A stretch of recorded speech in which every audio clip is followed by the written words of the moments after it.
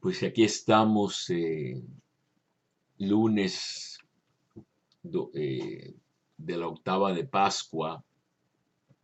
Yo sé que a veces hay problemas con el día en que ponen el programa, pero ni modo, hace falta situarse y espero que hayan celebrado una feliz vigilia pascual o misa de Pascua ayer. Yo por televisión desde Roma vi la misa de la comunidad de Sant'Egidio, que siempre es un gusto, ¿verdad? Desde la Basílica de Santa María in Trastevere. Me llamó la atención la lectura que se hace en la vigilia pascual del Evangelio de Marcos. Eh, el final de Marcos dice que vayan a anunciarle a los apóstoles y a Pedro, ¿no? A los discípulos y a Pedro, que ha resucitado el Señor. Así que es interesante que, que siempre Pedro se destaca en las apariciones, en Lucas.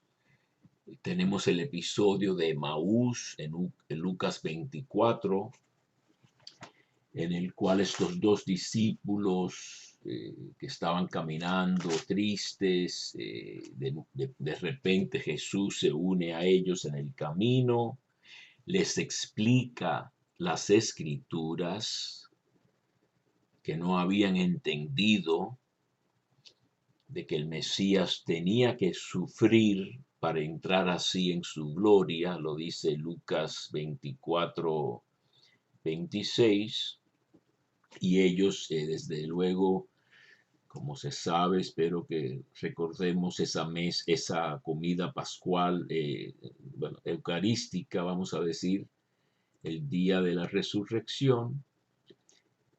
Cuando parte el pan Jesús, se les abren los ojos a los discípulos y piensan que su corazón estaba ardiendo mientras se les explicaban las escrituras, ¿no? Jesús les explicaba las escrituras y corriendo regresan a Jerusalén, donde están los 11 reunidos y con este anuncio que para ellos es una novedad muy grande, pero se les dice, es verdad, el Señor ha resucitado y se ha aparecido a Simón.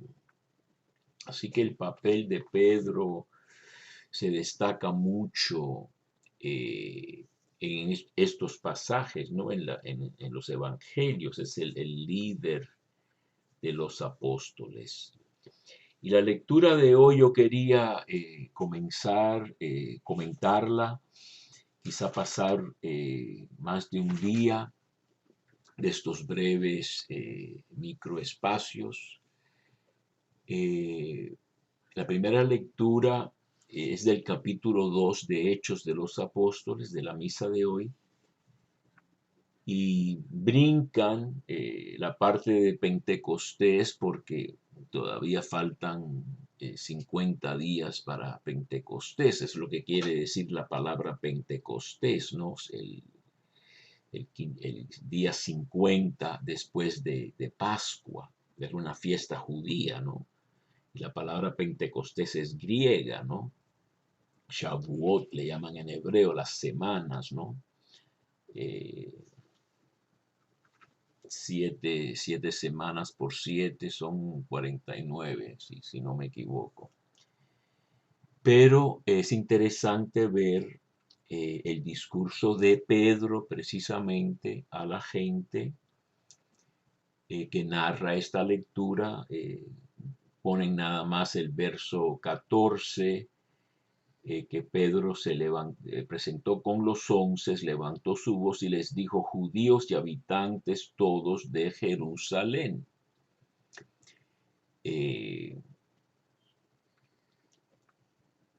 Entérense bien y escuchad bien estas cosas, pero brincan obviamente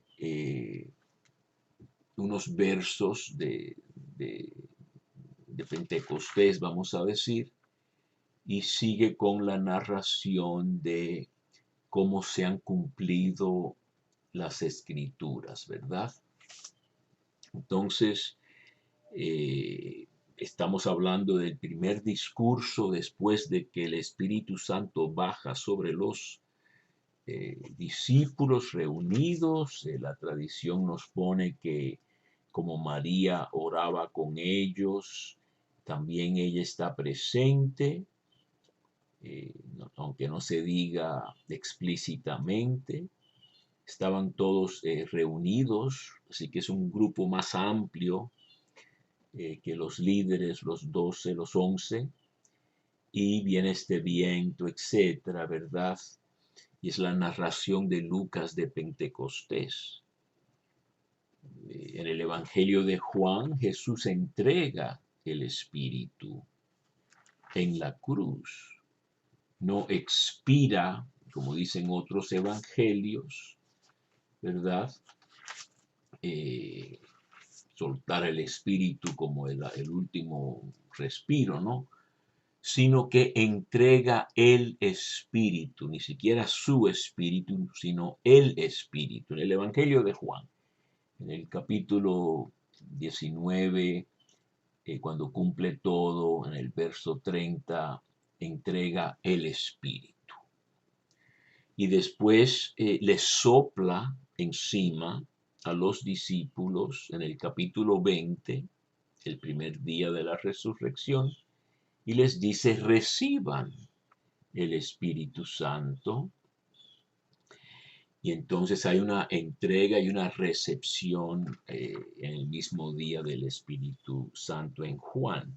Pero Lucas tiene ese ciclo, vamos a decir, litúrgico, ese espacio litúrgico de cumplir 50 días, 40 días de apariciones, más unos 10 días, y entonces vendrá la promesa del Padre, que es casi lo último. Yo creo que lo último que se dice en el Evangelio de Lucas es: quédense en Jerusalén eh, hasta que venga la promesa del Padre que yo voy a enviar sobre ustedes.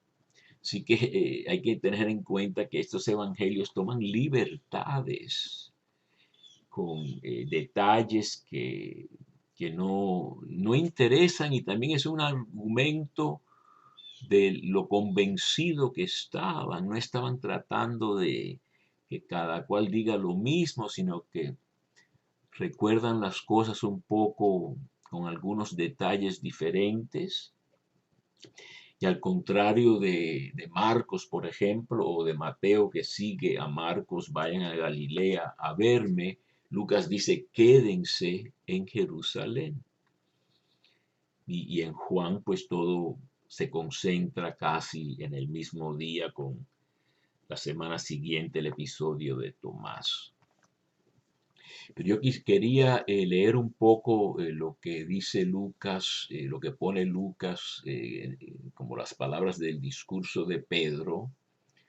Dice: judíos y vecinos todos de Jerusalén, enteraos bien y escuchad atentamente mis palabras. Yo voy a usar mejor mi Biblia de Jerusalén, que siempre la prefiero y tiene mis anotaciones. A Jesús el Nazoreo. Así que ven ustedes que incluso con lo que le llaman a Jesús hay diferencias de las tradiciones, de los textos que estos evangelistas y escritores bíblicos compilaron. La lectura esta oficial de este sitio que yo les muestro, Ciudad Redonda, dice: Jesús el Nazareno. Pero la Biblia de Jerusalén prefiere decir el nazoreo, ¿no? Y eso depende de alguna tradición especial de Lucas, etc. Y esto es precisamente lo que hemos llamado el querigma. Por eso vamos a tener que seguir mañana. El querigma es esta palabra griega que viene de la predicación en griego, proclamación del evangelio. Los estudiosos le llaman querigma. Y esto es el querigma primogenio, el más primitivo, el más antiguo, vamos a decir, que tenemos recopilado todo así en un lugar, es precisamente el anuncio de Pedro. Ya entiende bien las escrituras, ha tenido la iluminación del Espíritu Santo, etc. Y entonces predica la historia de Jesús aquí puesta bastante brevemente, ¿no? Jesús el Nazoreo, hombre acreditado por Dios entre vosotros con milagros, prodigios y señales, que son palabras que se usan mucho para el éxodo, las acciones maravillosas de Dios, que Dios hizo por su medio entre vosotros, como vosotros mismos sabéis. Así que Pedro está hablando de estos vosotros, ustedes, ¿no? Como que es un grupo un poco ajeno, vamos a decir, a los íntimos de Jesús. A este que fue entregado según el determinado designio y previo conocimiento de Dios, así que todo corresponde al plan de Dios, ustedes lo mataron clavándolo por mano de los impíos. Así que ahí tenemos un poco a quién se le echa la culpa, vamos a decir. Se le echa la culpa al pueblo, vamos a decir, que pidió la muerte de Jesús, los líderes judíos que lo entregaron a Pilato, pero al fin de cuentas, crucificado bajo Poncio Pilato, los romanos fueron, sea como instrumentos de los líderes religiosos, o sea, por su propia cuenta. Pilato no necesitaba que lo empujaran mucho para ejecutar a posibles sublevadores revolucionarios, ¿no? Como presentan a Jesús, especialmente en Lucas, dice que no paguen impuestos, alborota al pueblo, etc. Le ponen una serie de cargos políticos a Jesús como para convencer a los romanos, mientras que la disputa principal entre los judíos es acerca de si Jesús sigue la ley de Moisés según las interpretaciones mayoritarias de los judíos, o si él está violando, es un violador de la ley judía. Con eso voy a tener que parar para continuar mañana.